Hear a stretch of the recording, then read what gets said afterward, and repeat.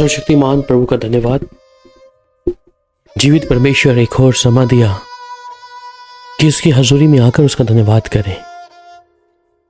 भला है वो परमेश्वर जो अपने लोगों को अपने छत्र छाया के नीचे निरंतर बनाए रखता है और उसके अनुग्रह के वसीले से हर दिन अपने लोगों को नया बल और शक्ति फरमाता है। आइए आज के प्रतिदिन के आत्मिक मन्ना पर मनन करें। यूहन्ना 9 अध्याय और उसकी 31 आयत। हम जानते हैं कि परमेश्वर पापियों की नहीं सुनता, परंतु यदि कोई परमेश्वर का भक्त हो और उसकी इच्छा पर चलता है तो वह उसकी सुनता है। सर्वशक्तिमान परमेश्वर का यह वचन यूहन्ना 9 अध्याय और उसकी 31 आयत को जब पढ़ते हैं, हम ये भली भांति जानते हैं कि परमेश्वर उन पापियों को नहीं सुनता जिनके मन में दुष्टता है, जिनके काम अधर्म के हैं, जिनके हाथ उस खून से रंगे हैं, जिनकी जुबान में दूसरों के प्रति निंदा, चुगली या दूसरे के मन को ठेस पहुंचाना हो। परंतु ऐसे लोगों की प्रार्थना परमेश्वर कदापि नहीं सुनता। मेरे प्यारे अजीज, मेरी प्यारी बहन या मेरे भाई, हमारे जीवनों में हम अपने जीवन को जरूर जांच सकते हैं कि मैं अब तक खुदा से इतनी बार प्रार्थना किया है, इतनी बार मैं अपने कदमों को खुदा के चरणों के आगे उसे दंडवत किया है, परंतु ऐसा कौन सा कारण है कि स्वर्ग का परमेश्वर मेरी प्रार्थना को नहीं सुन रहा। और यह अवश्य है कि आज हमें अपने जीवन को जांचने की आवश्यकता है। क्या मैं उस सर्वशक्तिमान परमेश्वर की नजरों में कोई ऐसा पाप तो नहीं किया जिससे मेरी प्रार्थनाएं परमेश्वर नहीं सुन रहा, जिससे मेरा खुदा मेरी प्रार्थना को अनसुना कर रहा है।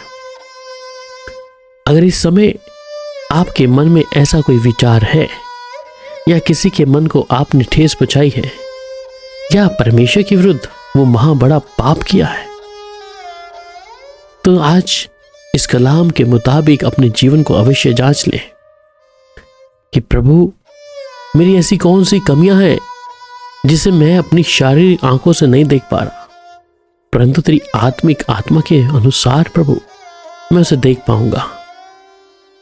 इसलिए परमेश्वर हमारी प्रार्थना को अनसुना करता है और वो कहते हैं यदि कोई परमेश्वर का भक्त हो और उसकी इच्छा पर चलता है तो उसकी वो सुनता है। अगर परमेश्वर का भय या आप उसके भक्त हैं या आप अपने परमेश्वर की हमदो सना करते हैं तो अवश्य है परमेश्वर आपकी सुनेगा, वो आपकी प्रार्थना का उत्तर शीघ्रता से देगा। सुलेमान बादशाह कहता है कि यहोवा दुष्टों से दूर रहता है परंतु वो धर्मियों की प्रार्थना को सुनता है। और सुलेमान इस बात के विषय में कहता है जो अपना कान व्यवस्था सुनने से फेर लेता है उसकी प्रार्थना घृणित ठहरती है। आप अपने जीवन को अवश्य देखें, क्या मेरी प्रार्थना का उत्तर मुझे नहीं मिल रहा है? मैं उससे प्रार्थना करता या करती हूं पर मुझे अभी तक उत्तर नहीं मिल रहा। और नीतिवचन 28:9 में साफ तौर पे कह रहा है जो अपना कान व्यवस्था सुनने से फेर लेता है। व्यवस्था सुनना खुदा की मौजूदगी से दूर जाना है या परमेश्वर के वचन को ना मानना है, परमेश्वर के साथ संगति ना करना है, परमेश्वर के लोगों के साथ सहभागिता ना करना है। और ऐसा मनुष्य सिर्फ अपने तक सीमित है कि मैं घर में बैठकर ही प्रभु का सिर्फ धन्यवाद करूं। और ये कारण है कि परमेश्वर उनके जीवन में अपनी उन दया को नहीं करेगा, क्योंकि इनके मन में दूसरे के प्रति ऐसा बैर आ चुका है जिससे ये परमेश्वर की इच्छा पर या उसके वचन से दूर जाते रह रहे।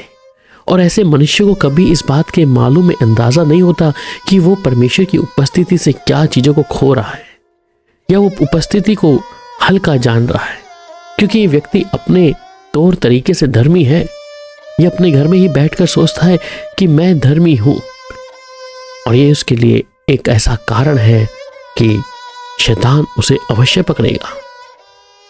यशाया 1 अध्याय उसकी 15 आयत में जिस प्रकार कहता है जब तुम मेरी ओर हाथ फैलाओ तब मैं तुमसे मुंह फेर लूंगा। तुम कितनी ही प्रार्थना क्यों ना करो तो भी मैं तुम्हारी ना सुनूंगा, क्योंकि तुम्हारे हाथ खून से भरे हैं।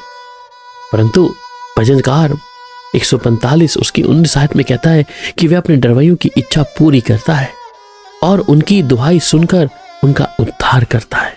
मेरे प्रिय भाई या प्रिय बहन, हम इस बात पर यकीन करते हैं कि परमेश्वर हमारी प्रार्थना को सुनता है। अगर तेरे जीवन के द्वारा ऐसी कोई बात घटी है जो तेरा आत्मा तुझे दोषी ठहराए तो उसके लिए माफी मांग। परमेश्वर हो सकता है कि तुझ पर आज दया करे। इसलिए जकर्या 7 अध्याय उसके 13 आयत में कहता है कि और सेनाओं के यहोवा का यह वचन हुआ कि जैसे मेरे पुकारने पर उन्होंने नहीं सुना, वैसे ही उसके पुकारने पर मैं भी ना सुनूंगा। परंतु वे उस समय यहोवा की दुहाई देंगे, परंतु वह उनकी ना सुनेगा, वरन उस समय वह उनके बुरे कामों के कारण उनसे मुंह फेर लेगा। अपने जीवन को जरूर देखें, क्या ऐसी कोई कमी मेरे जीवन में है? कलाम कहता है कि उस समय वे मुझे पुकारेंगे और मैं ना सुनूंगा, वे मुझे यत्न से ढूंढेंगे परंतु ना पाएंगे। इसलिए हमें अपने जीवन को हर दिन जांचना है, प्रभु कि मैं तेरी हजूरी में हूं क्या नहीं।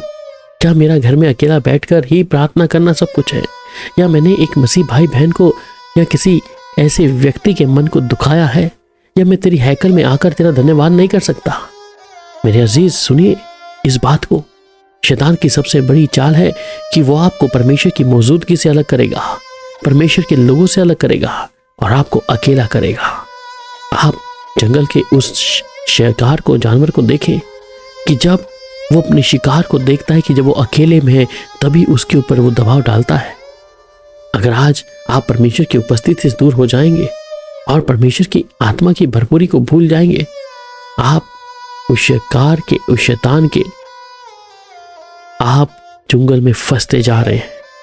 इसलिए आपका मन प्रार्थना का नहीं करेगा, प्रभु की हजूरी में चलना ना करेगा। इसलिए अय्यूब कहता है कि जब ईश्वर भक्तहीन मनुष्य का प्राण ले ले, तब यद्यपि उसने धन भी प्राप्त किया हो तो भी उसकी क्या आशा रहेगी।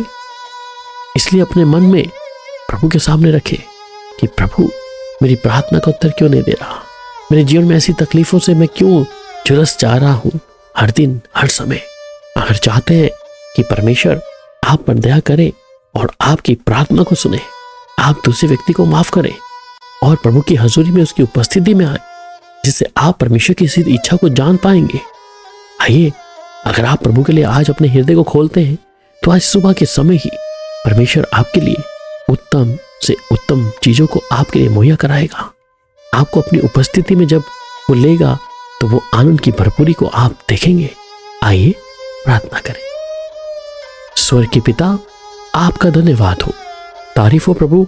इस समय एक एक अजीज तेरे बेटे और बेटियों को प्रभु आपके जोरावर हाथों में देते हैं। प्रभु तू सच्चा और दयालु है, अनुग्रह करने वाला पराक्रमी परमेश्वर है। प्रभु इस समय सच में प्रभु तू पापियों की प्रार्थना को नहीं सुनता, जो लोग अपनी नजर में धर्मी है परंतु उनका मन प्रभु तुझसे दूर है, तो उनकी प्रार्थना को प्रभु तुच्छ ठहराता है। प्रभु अगर ऐसा कोई हृदय इस समय इस प्रार्थना को सुन रहा है, ऐसी कोई आत्मा इस प्रार्थना को सुन रही है, आप आज ही इन्हें उस उद्धार का, प्रभु उस उद्धार का जिसे आपने मनुष्य के लिए रखा है, ये तेरे रूबरू आकर माफी मांगकर प्रभु उस उद्धार का मुकुट पाए प्रभु जी। इसलिए इस सुनने वाली प्रिय बहन को या प्रिय भाई को कि प्रभु की हजूरी में आ, प्रभु की उपस्थिति में चल, उसे समा दे। अगर प्रभु की व्यवस्था से आज ये कान मोड़ लेंगे तो एक समय आएगा परमेश्वर इनकी प्रार्थना को उत्तर नहीं देगा। इसलिए आज ही अपना कान व्यवस्था की ओर लगा, प्रभु की ओर आ, जिससे वो तेरी प्रार्थना को घृणित ना ठहराए। प्रभु आपका धन्यवाद हो, आपकी तारीफ हो प्रभु यीशु के मधुर और मीठे नाम में, आमीन।